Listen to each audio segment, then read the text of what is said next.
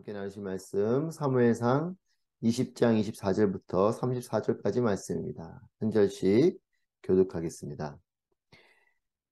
그리하여 다윗은 들판에 숨게 됐습니다. 초하루가 되자 왕은 식탁에 앉아 음식을 먹었습니다. 왕은 늘 앉은 벽 쪽에 앉았고 반대쪽엔 요나단이 그리고 사울의 옆에는 아브넬이 앉았습니다. 하지만 다윗의 자리는 비어 있었습니다. 그런데 그날 사울은 아무 말도 하지 않았습니다. 속으로 다윗에게 무슨 일이 있나 보군. 의식을 치르기에 정결하지 못한 게 분명해 라고 생각했던 것입니다. 그러나 다음날 곧 그달 둘째 날에도 다윗의 자리가 비었습니다. 그러자 사울이 아들 요나단에게 말했습니다. 왜 이새의 아들이 식사하러 나오지 않느냐? 어제도 그러더니 오늘도 그러는구나. 요나단이 대답했습니다. 다윗이 베들레헴에 가게 해달라고 제게 간절히 부탁했습니다. 자기 가족이 베들레헴 성에서 제사를 드려야 하는데 자기 형이 그곳으로 오라고 했다면서 자기를 좋게 생각한다면 형제들을 볼 수 있도록 보내달라고 간청하기에 보내주었습니다. 그래서 그가 왕의 식탁에 나오지 못한 것입니다. 사울은 요나단에게 불같이 화를 내며 말했습니다. 너 반역자이며 사악한 여자의 자식아, 내가 그 이새의 아들 쪽을 택한 걸 내가 모를 줄 아느냐? 내게도 망신이지만 널 낳아준 어미에게도 망신이다. 이세 아들이 이 땅에 살아있는 한 너와 내 나라는 세워지지 않을 것이다. 사람을 보내 다윗을 끌어오너라. 그놈은 죽어야만 한다. 요나단이 아버지에게 물었습니다. 왜 다시 죽어야 합니까? 그가 무슨 짓을 했다고 그러십니까? 그러자 사울은 창을 던져 요나단을 죽이려 했습니다. 이제 요나단은 자기 아버지가 다윗을 죽이려고 작정했다는 것을 알게 됐습니다. 읽겠습니다. 요나단은 분노로 부르르 떨며 식탁에서 일어났습니다. 그날 곧 그달의 둘째 날에 요나단은 아무것도 먹지 않았습니다. 아버지가 다윗을 모욕함으로 다윗을 위해 슬퍼했기 때문입니다. 아멘. 오늘도 우리와 함께 하시는 살아계신 하나님을 찬양합니다. 하나님의 은혜가 또 하나님의 뜻이 여러분들에게 충만하시기를 축복합니다. 다윗의 삶을 묵상해 보면 참으로 힘겨운 삶이었을 것 같다라고 생각이 듭니다.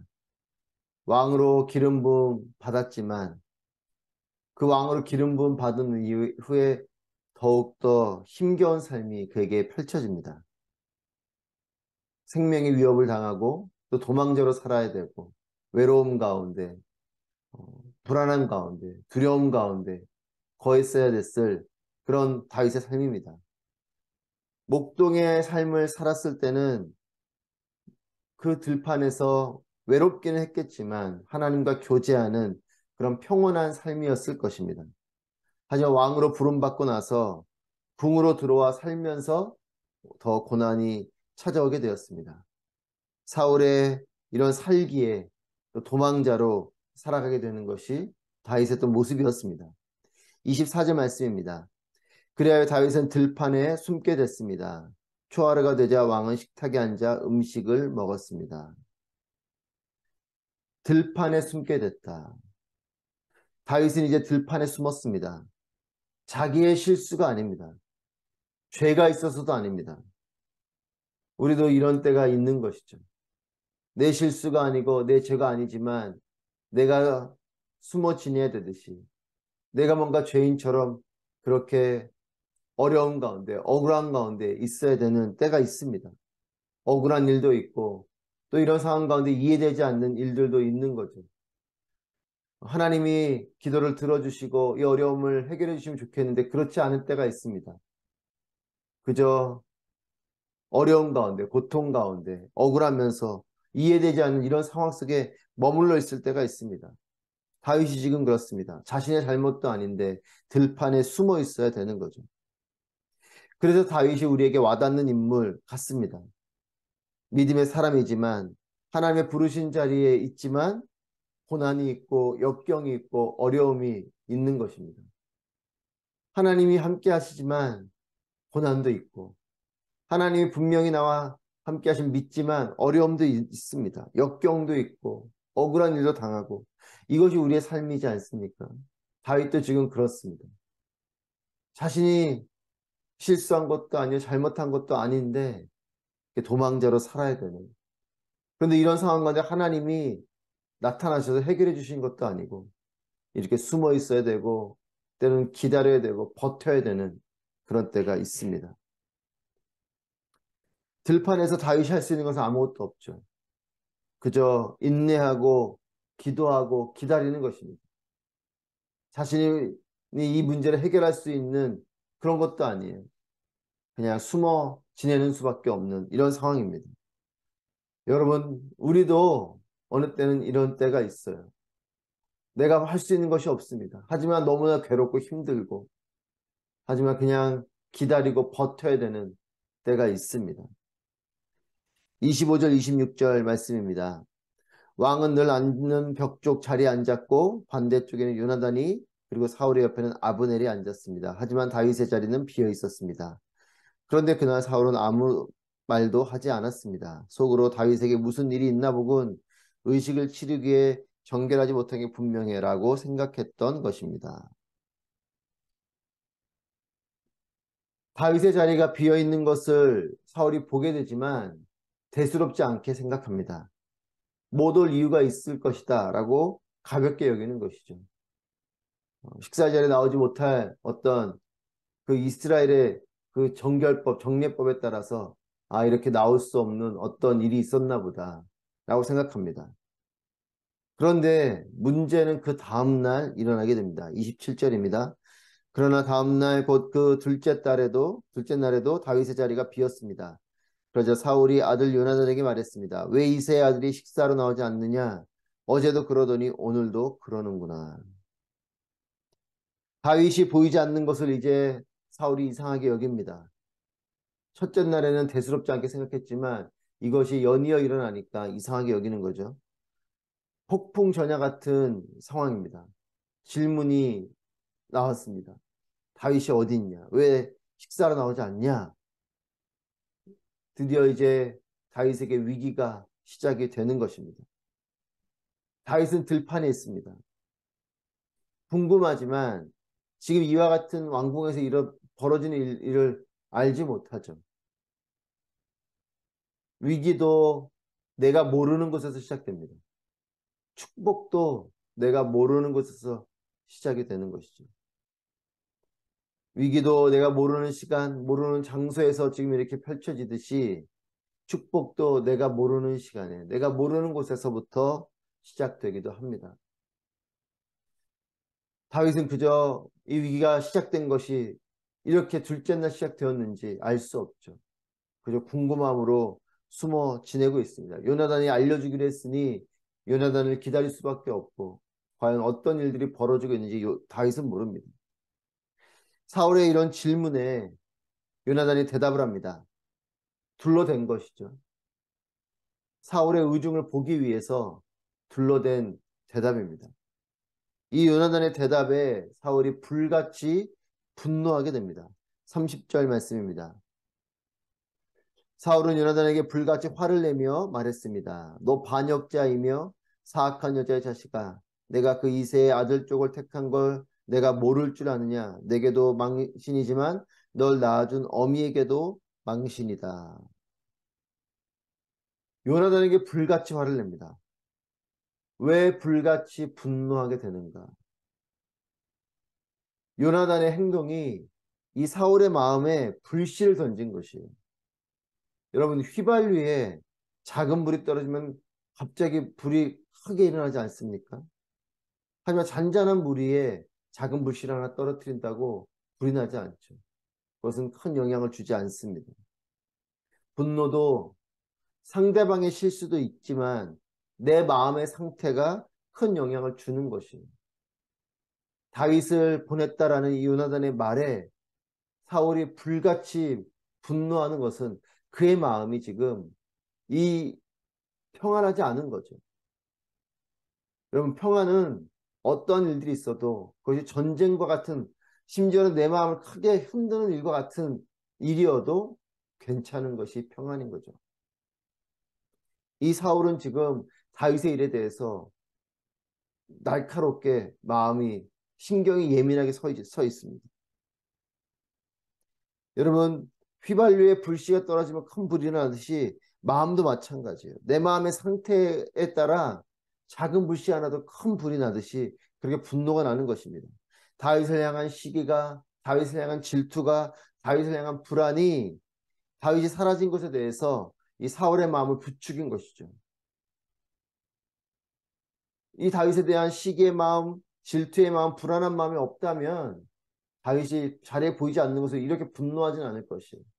오히려 안부가 궁금하고 또 그 자리에 없는 것에 대해서 걱정이 되고 할 텐데, 지금 사울은 다윗의 자리가 없는 것이 다윗이 정말 안부가 궁금한 것이 아니고 도대체 이 사람이 어디 갔는가 계속 주목하고 있는 어떤 그런 불안한 마음에서 지금 다윗을 보고 있는 것이죠. 어떤 불꽃이 튀어도 평온할 수 있는 호수 같은 그런 평안이 저와 여러분 가운데 있게 되기를 바랍니다. 마음 안에 평안이 있으면 어떠한 일이, 어떠한 말이 내게 와도 흔들리지 않는 것입니다. 지금 사울의 마음의 상태는 상당히 불안하고 또 시기와 질투로 인한 그 마음이 아주 경직되어져 있습니다. 이 다윗을 향한 분노는 이제 요나단에게 번지게 된 거죠. 다윗에 대한 그 마음이 요나단을 향해서 불같이 쏟아집니다. 자신의 아들을 향해서 막말을 내뱉는 이런 사울의 모습을 보게 됩니다. 여러분, 내가 통제하던 그 불이 걷잡을 수 없이 커지면 그 불이 나를 삼키게 되듯이, 예를 들면 뭐 산에서 조그만 뭐 모닥불이나 피워놓는 거, 내가 통제할 수 있는 불이죠. 하지만 이것이 산불로 번지게 돼서 내가 통제할 수 없는 불이 되면 이 불이 나를 삼켜버리는 것이에요. 분노도 그렇습니다. 분노도 내게로부터 나오게 된 것 같지만 이 분노가 나를 삼키게 되는 것이에요. 지금 사울이 그런 상태입니다. 그 분노의 마음이 올라오면서 자기가 통제가 되지 않아요. 그냥 막말을 내뱉고 감정을 표출하고 하는 것이죠. 술 취함도 마찬가지고 분노도 마찬가지입니다. 술도 내가 먹는 것 같지만 그 술이 나를 결국은 통제하게 되듯이 분노도 내게로부터 시작된 것이지만 그 분노가 나를 삼켜버리는 것이에요. 통제가 안 되는 것이죠.